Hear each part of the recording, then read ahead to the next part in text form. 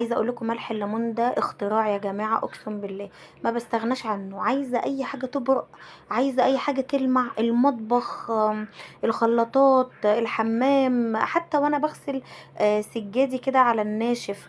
ما استغنتش عن ملح الليمون زي ما انتوا شايفين.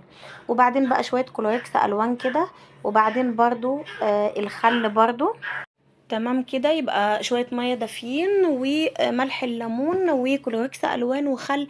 عايزة اقول لكم بقى على الحاجة الجديدة التحفة دي، البريكس ده. عايزة اقول لكم يا جماعة لازم كلكم تجربوه على فكرة. عايزة اقول لكم اختراع، اقسم بالله تحفة تحفة تحفة. هو عبارة عن سايل كده، مسحوق سايل. بعد كان حد نصحني بيه، بتاع الصابون اللي كنت على طول اجيب اوكسجين، فنصحني بيه. عايزه اقول لكم يا جماعه، بالذات هو ليه كذا آه لون، وبكذا حاجه كده. انا جبته باللافندر. عايزه اقول لكم ريحته تحفه، بتخلي يعني ريحته تجيب لاخر الشارع. آه في بقى، يعني عايزه اقول لكم اختراع اقسم بالله. في النظافه بقى، في الحمام، وانتي بتغسلي الركنه، وانتي بتغسلي الانتريه، وانتي بتغسلي سجادك كده على الناشف.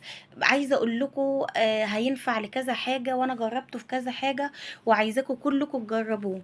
ومش شرط يا جماعه تجيبوه، يعني تجيبوا الجيركن دوت. انا كنت في اكياس منه بتتباع زي الاوكس الجيلي ب2 جنيه او ب2 جنيه ونص.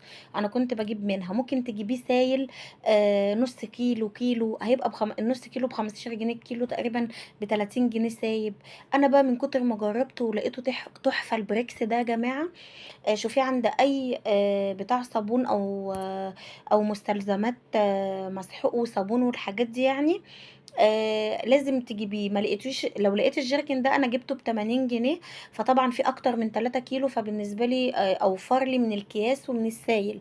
طبعا اللي مش قادر يجيب الجيركن عادي، في سايل ممكن تجيبي سايل، ممكن تجيبي كيس واحد بس، كيسين منه ب2 جنيه او ب2 جنيه ونص. جربوه. عايزه اقول لكم هتدعوا لي اقسم بالله، انتوا عشان حبايبي.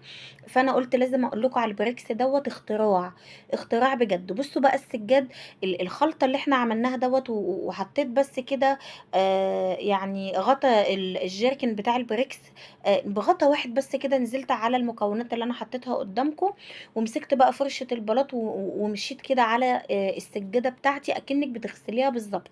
بعد كده، بعد ما مشيتي عليها، اي قماشة عندك بقى تبليها كده وتمشي على السجادة مكان الخلطة او المسحوق اللي احنا غسلناه بيها.